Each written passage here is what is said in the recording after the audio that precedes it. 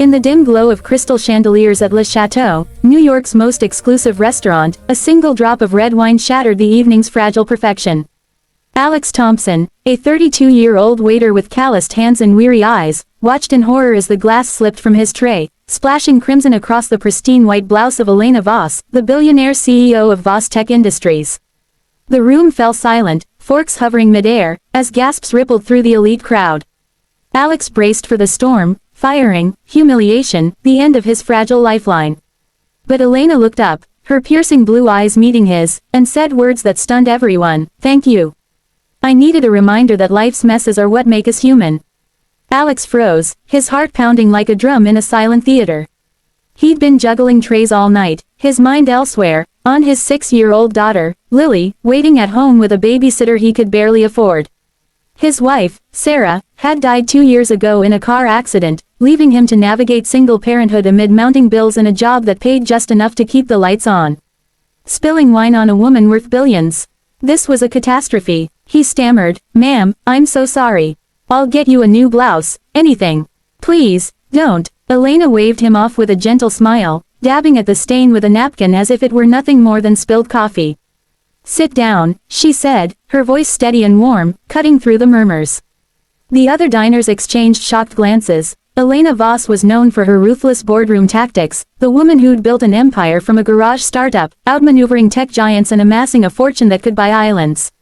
Yet here she was, inviting a fumbling waiter to join her table. Reluctantly, Alex pulled up a chair, his manager hovering nearby like a vulture, ready to swoop. As the evening unfolded, Elena's words lingered in the air like a promise. She wasn't angry. In fact, she seemed relieved. "You know," she confided, sipping her water, "I spilled an entire pitcher of lemonade on my first investor when I was 22. He laughed it off, invested anyway. That spill changed my life." Alex blinked, unsure if this was a trap or genuine kindness. He glanced at his watch. Lily's bedtime was approaching, and he needed this shift's tips to cover her doctor's appointment tomorrow. Lily had been battling asthma since birth, her inhalers costing more than his rent some months. "Why aren't you yelling?" he asked finally, his voice barely above a whisper. Elena's expression softened, revealing cracks in her polished facade. At 45, she was a force in silicone suits and stilettos, but beneath it all, she carried her own scars. Orphaned young, she'd clawed her way up, sacrificing relationships for success. Her marriage had crumbled under the weight of her ambition, and her only child, a son she'd lost to miscarriage years ago, haunted her dreams. "Because I've been where you are," she said. Desperate, exhausted, one mistake away from breaking.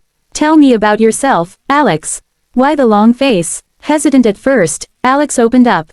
He spoke of Sarah's laughter, how she'd light up rooms like fireworks, and how her absence left a void that no amount of overtime could fill. He described Lily's bright eyes and her love for drawing unicorns, but also the nights he held her through wheezing fits, praying the hospital wouldn't turn them away for unpaid bills. As he talked, tears welled in his eyes, tears he'd suppressed for so long. Elena listened, not as a CEO, but as a human, her hand reaching across the table to squeeze his. The restaurant buzzed around them, but in that moment, it was just two souls connecting amid the chaos. Word of the incident spread like wildfire. By morning, social media exploded. #WineSpillCEO trended, with videos of Elena's calm response going viral. "She's not the ice queen everyone thinks," one commenter wrote. But for Alex, the aftermath was brutal. His manager, fearing backlash from other high-profile guests, fired him on the spot that night. "We can't afford slip-ups like that," the man barked, shoving Alex's final paycheck into his hands. Stumbling out into the rainy New York streets, Alex felt the weight of the world crush him. How would he tell Lily? She idolized him as her superhero dad, the one who made pancakes shaped like hearts and chased away monsters under the bed. The next day, as Alex scoured job listings on his cracked phone screen, a knock echoed through his tiny Brooklyn apartment. Lily, peeking from her room with a crayon in hand, whispered, "Daddy, is it the bad guys?" Alex opened the door to find Elena standing there, dressed casually in jeans and a sweater, a far cry from her power suits. In her arms, she held a dry-cleaned blouse, his spill forgotten, and a bag of groceries. "I couldn't stop thinking about you," she said. "And Lily, may I come in?" What followed was a whirlwind of emotions. Elena revealed her own vulnerabilities. The loneliness of her penthouse, the board meetings where she felt more machine than woman, the regret over never having a family to come home to. Success bought me everything except peace, she admitted, watching Lily color at the kitchen table. Alex, guarded at first, shared his fears, the mounting medical debts, the fear of losing custody if he couldn't provide stability. Elena offered help. A job at her company, not as pity, but as a chance. You're resilient, Alex. That's rarer than any degree. But pride reared its head. Alex refused initially, snapping, I don't need charity. I've made it this far alone. Hurt flashed in Elena's eyes, echoing her own past rejections. She left quietly, but not before slipping a business card into Lily's drawing book. That night, Lily had her worst asthma attack yet. Rushing to the Alex held her tiny hand as doctors stabilized her, the bill looming like a guillotine. In the sterile waiting room, tears streaming, he realized isolation wasn't strength, it was a cage. Swallowing his ego, he called Elena. She arrived like a guardian angel, covering the costs without fanfare. This isn't charity, she insisted. It's investment in good people. Over the following weeks, their bond deepened. Alex started as a facilities coordinator at Vostech, his skills in organization shining through.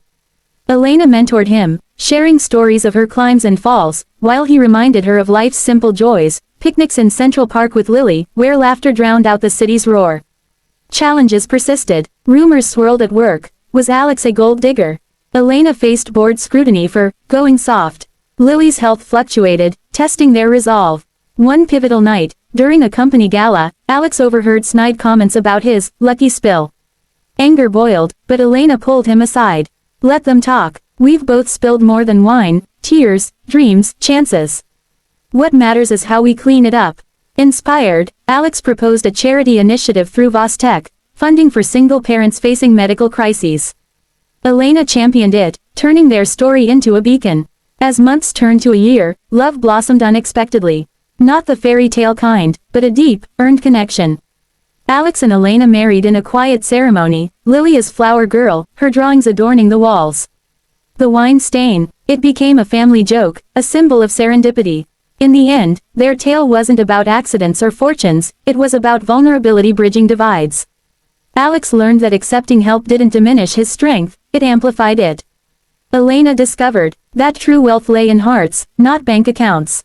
And Lily, she grew up knowing that one spill could change everything, teaching her that kindness, in a world of spills and stains, is the ultimate power.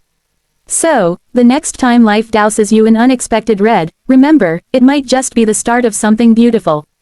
After all, messes are where the real stories begin.